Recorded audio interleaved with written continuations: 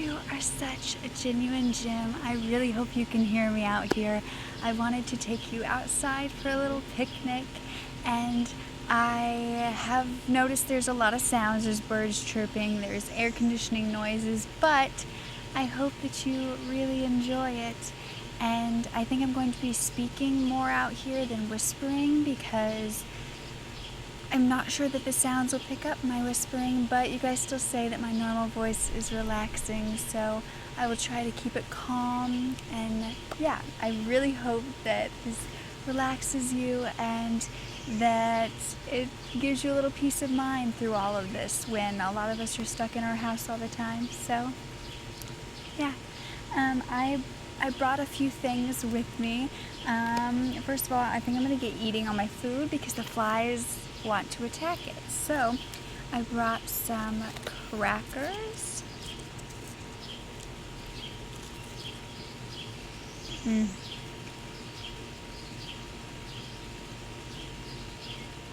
some cheese. And these are actually some homemade cookie dough. I love cookie dough, but I know that you're not supposed to eat it because there's eggs in it.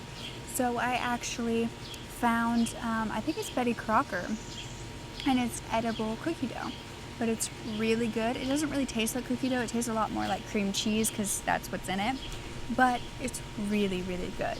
And then I bought a Rice Krispie treat because I figured it gives some really good sounds. So if you're here for some good eating sounds,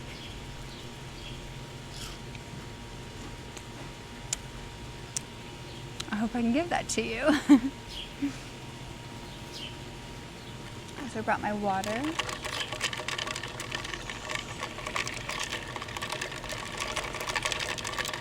My microphone's here if you're wondering, by the way.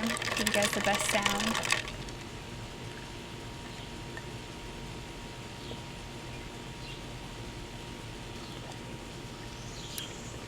I also brought a few other things that we can do while out here.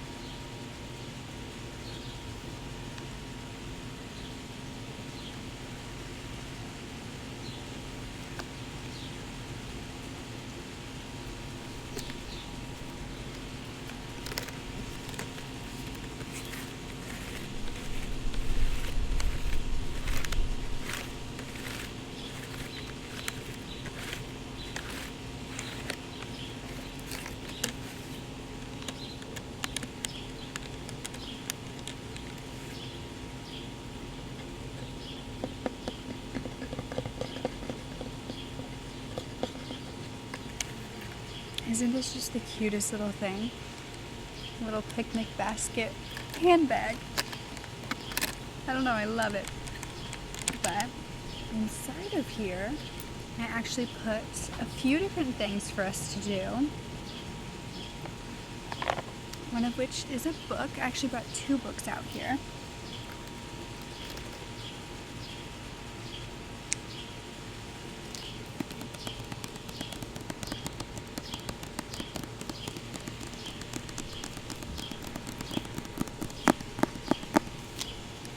First is Year of Yes by Shonda Rhimes. This is a really good book if you're in a funk with your life and you just want to learn how to be more courageous.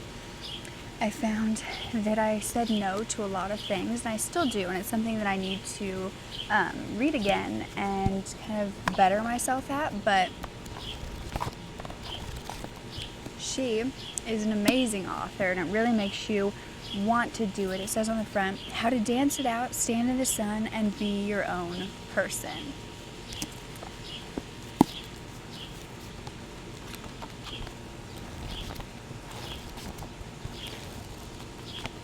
So I figured, in a picnic, you can have cute little books to read, so I figured that I could read you a little passage here. Let's see, let's find a good one. Ooh, okay. I just stopped on one that says, "Dreams are for losers." President Hanlon, faculty, staff, honored guests, parents, students, families, and friends, good morning and congratulations to the Dartmouth graduating class of 2014. So, this is weird, me giving a speech. In general, I do not like giving speeches. Giving a speech requires standing in front of a large group of people while they look at you, and it also requires talking. I can do the standing part okay, but the you looking and the me talking, I'm not a fan. I get this overwhelming feeling of fear. Terror, really. Dry mouth, heart beats fast. Everything gets a little bit slow motion, like I might pass out, or die, or poop my pants or something. I mean, don't worry, I'm not going to pass out or die or poop my pants, mainly because just telling you it could happen, I have somehow neutralized it as an option. Like as if saying it out loud casts some kind of spell where it cannot possibly happen. Vomit. I could vomit. See? Vomiting is now also off the table. Neutralized it. We're good.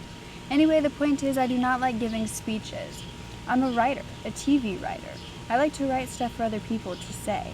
I actually contemplated bringing Ellen Pompeo or Kerry Washington here to say my speech for me, but my lawyer pointed out that when you drag someone across state lines against their will, the FBI comes looking for you. So I don't like giving speeches in general because of the fear and the terror, but this speech I really did not want to give. And that's just, you can see like her style of writing in that, and it goes into like her personal experiences, but it's really good. I also totally forgot to tell you, she's the writer on a whole bunch of different shows, including Grey's Anatomy, so you probably know who she is. So yeah, I really recommend that one. Sorry, I'm hungry.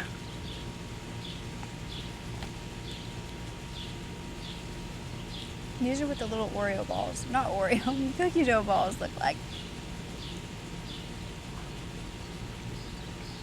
They're so good.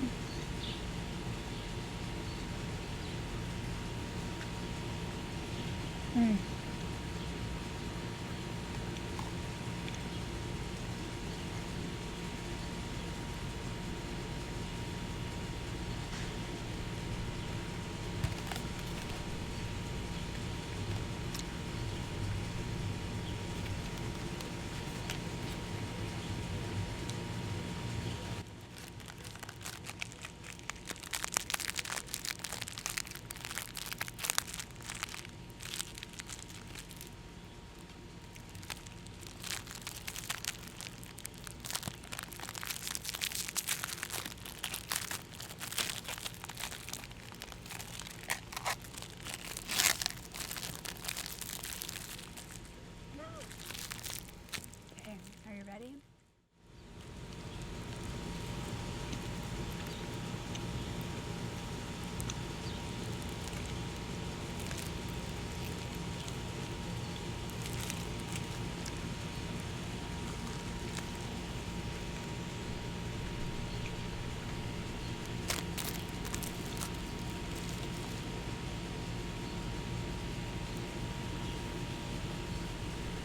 And yes, I did bring some fake flowers to a picnic. I just thought it looked cute, you know? The aesthetic. So how are you guys doing with quarantine? I wanted this to be like just a little catch-up between you and me. How's everything been for you while being stuck inside? Are you still currently stuck inside, or have you decided to venture out? I'm still a little nervous too, because I know there are so many people who don't take the precautions and don't think that this is still a real thing, so it scares me a little bit. But I think I've been inside for 120 days now. Granted, I go pick up groceries. But other than that... Oh, there's an ant. This is a real picnic. Oh, I wish I could show you. There's a mama ant and a baby ant.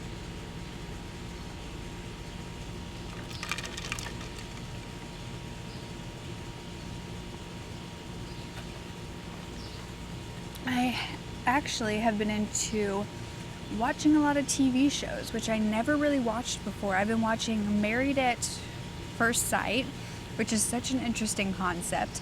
My mom's like, you have to do it if they come here. And I don't know. What do you guys think of that? Like, they literally meet at the altar and they're put together by two people, or not by two people, by multiple people who, you know, study relationships and social dynamics and stuff like that. And it's supposed to be like a match made in heaven that you don't meet until the altar.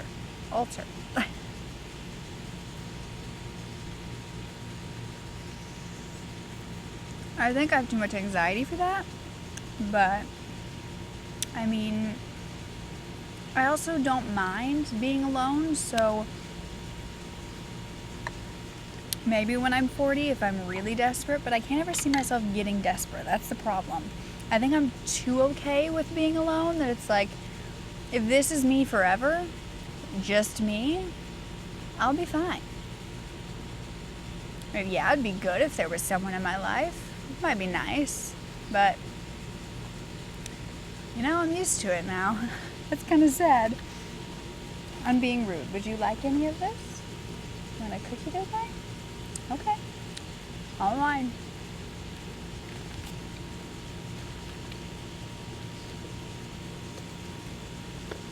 I also brought nail polish to fix up my nails if you want to do them with me.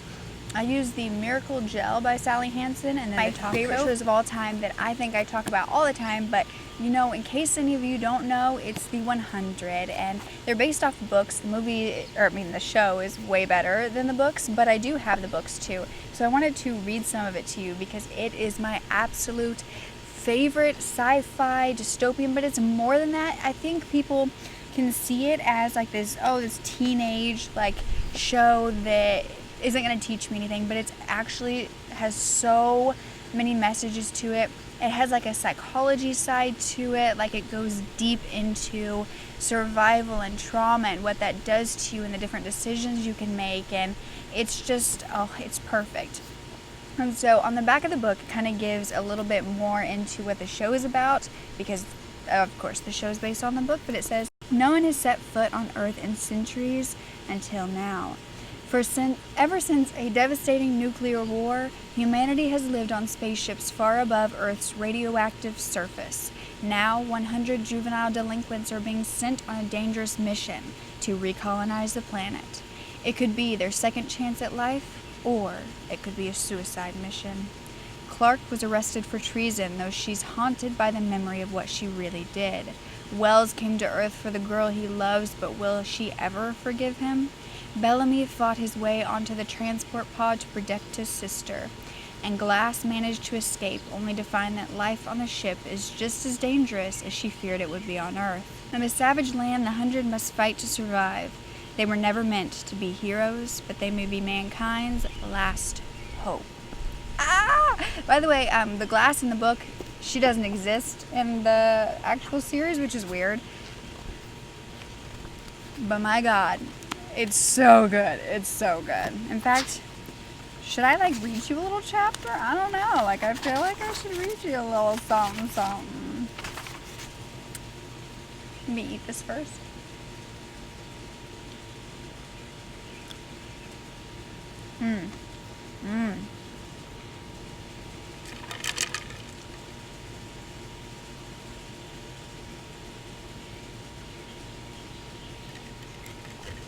So, chapter 1, and the books are like parted into the different characters, so like each chapter is a different character.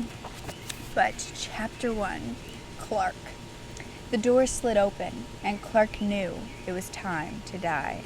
Her eyes locked on the guard's boots, and she braced for the rush of fear, the flood of desperate panic. But as she rose up to her elbow, peeling her shirt from the sweat-soaked cot, all she felt was relief. She had been transferred to a single after attacking a guard, but for Clark, there was no such thing as solitary. She heard voices everywhere. They called to her from the corners of her dark cell. They filled the silence between her heartbeats. They screamed from the deepest recesses of her mind. It wasn't death she craved, but if that was the only way to silence the voices, then she prepared to die. She'd been confined for treason, but the truth was far worse than anyone imagined.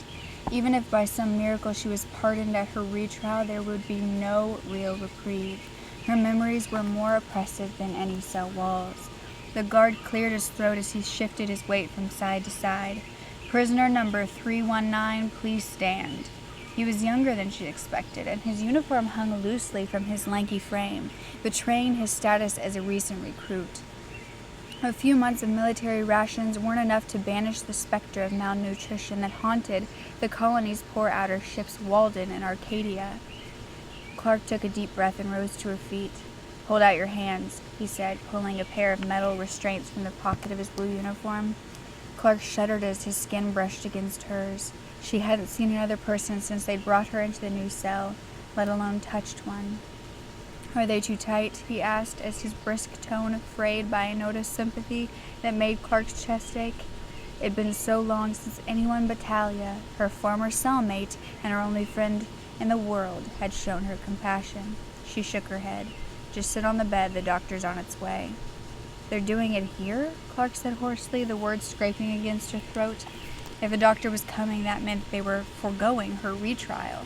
It shouldn't have come as a surprise. According to colony law, adults were executed immediately upon conviction, and minors were confined until they turned 18, and then given one final chance to make their case. But lately, people were being executed within hours of their retrial for crimes that a few years ago would have been pardoned.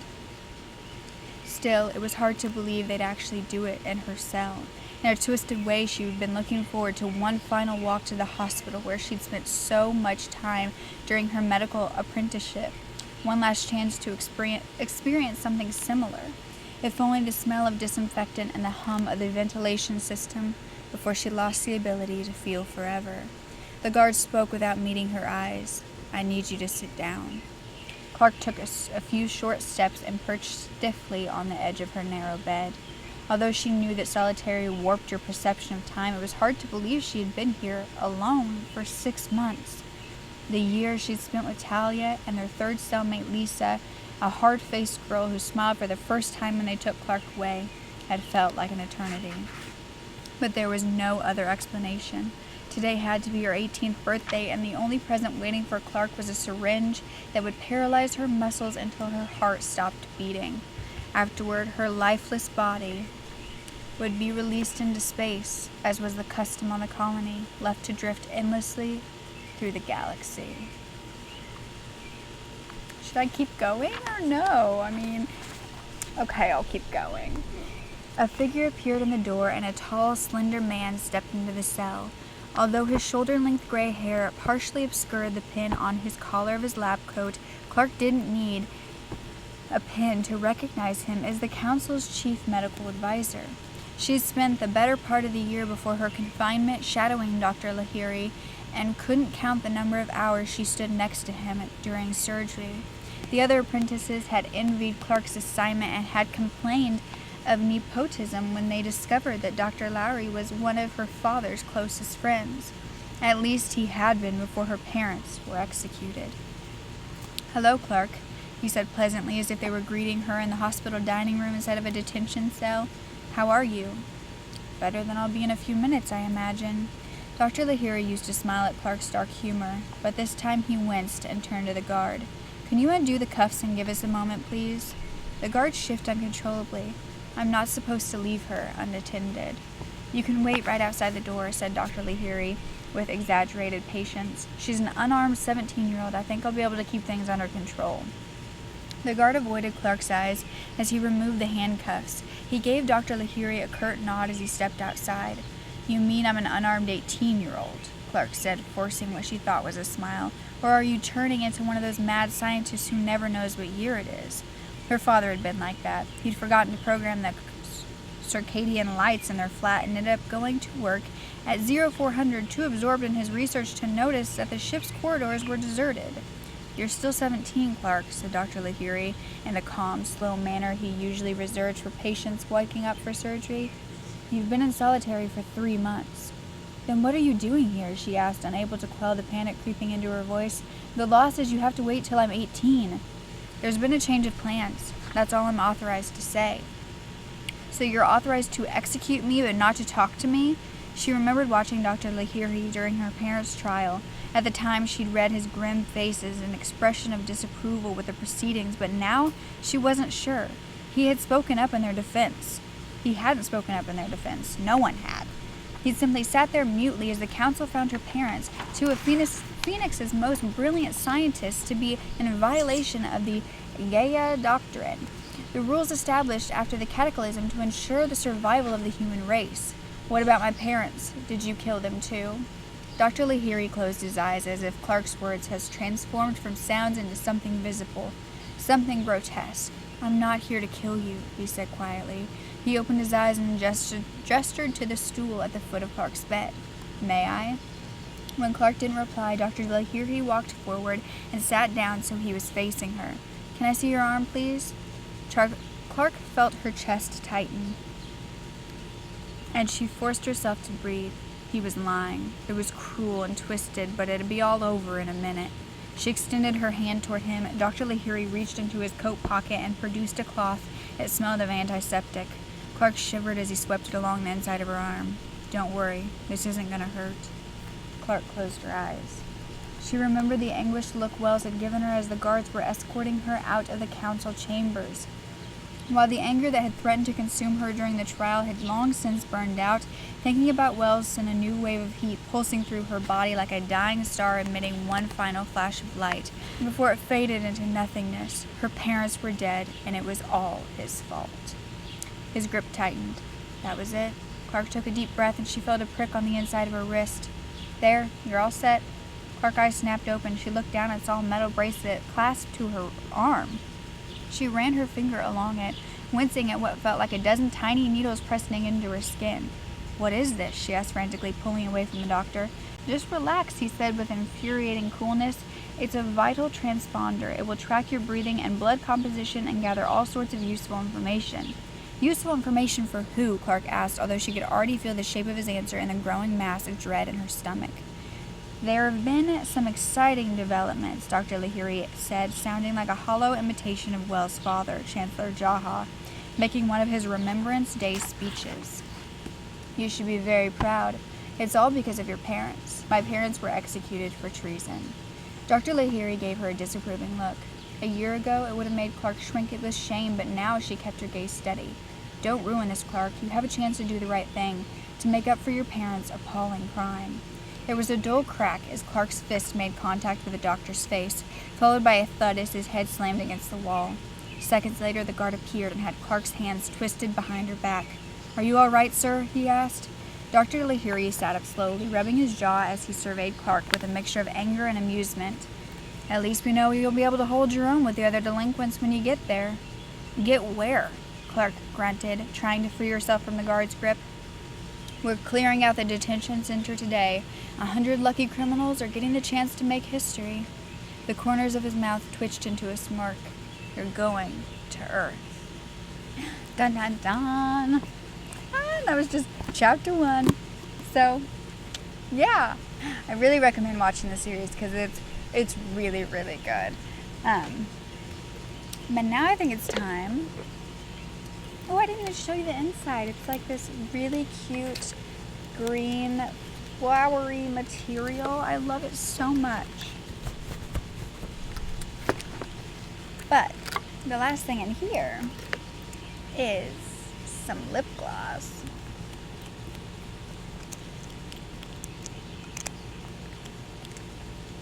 Just need a little bit more, you know, lip gloss.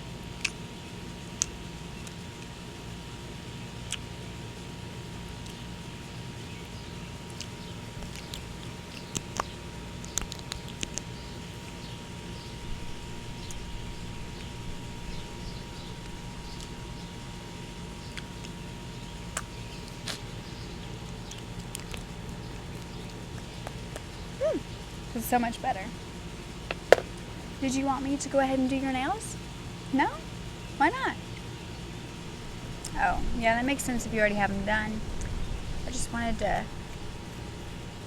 show it to you and kind of like make mine look a little better, you know?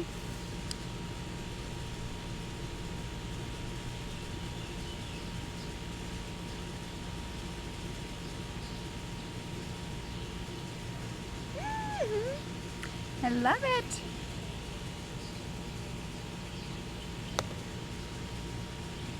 So I really do hope that you're doing better and that quarantine isn't making you go absolutely insane.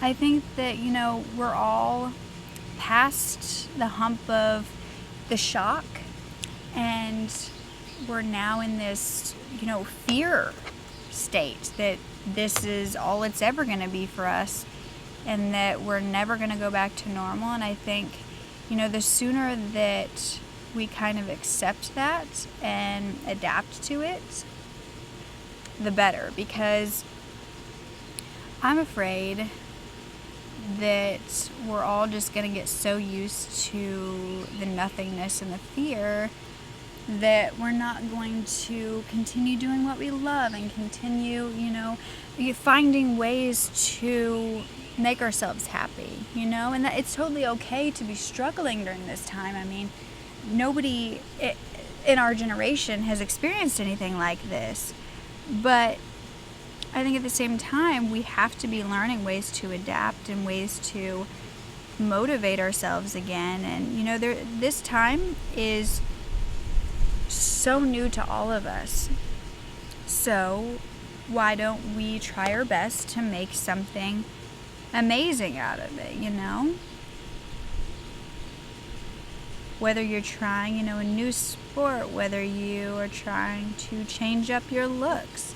I just think that there is so much that we've always wanted to do, that we've always rushed through life and not been able to do, or not thought we had enough time. And now that we do, just the little things. You don't have to write a book. You don't have to do amazing things. But maybe just try something new. Just try something new, anything at all. And I just think this is an opportunity to learn that the way we were living before isn't necessarily the best, where we rushed through everything, where we didn't really appreciate anything, and we weren't grateful for the little things we did get to do, and we were all so focused on the wrong things. And I've really learned that surviving is something that we will always have to do. Every single person will always have to fight for survival in one way or another, and you still have to find the joy in that, because regardless of if you're in a really hard spot or you're in a really good spot, there are going to be times that test you. There are going to be times where you have to force yourself to feel joy. But you always have to be looking forward to a time when that joy is natural, because it does come. It comes and goes. And surviving doesn't always have to be horrific. You just have to learn to live through it and adapt and know that joy in the purest form is coming to you eventually. You just have to make it yourself for a while. So, the flies are attacking.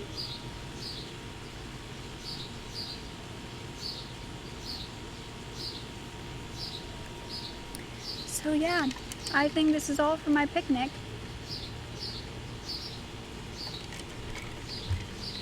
I really hope you enjoyed hearing about those books and just having a cute little picnic with me. I really had a good time with you, and it's really hot and now it's windy, and so I think I'm going to go in and relax for a little bit. But I hope that this made you feel relaxed, and I hope that it makes you want to go outside at least for a little bit. By the way, I'm in my backyard, so I'm not near anybody right now.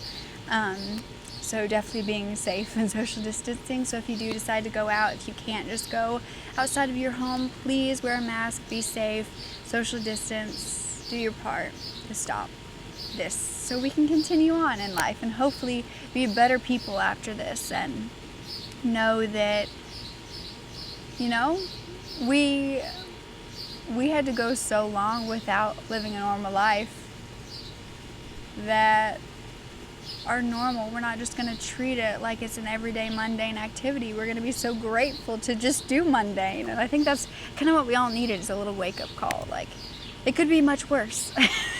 Even though that's kind of awful to say, of course. You know, it could be much worse. It could be much better. You just gotta find the peace within that. And I'm not saying I'm perfect either, but I'm just saying that it's something you have to do for yourself and you deserve to do for yourself. So, yeah. Don't ever forget to speak up. Your voice is powerful enough, and I love you to absolute pieces. Okay?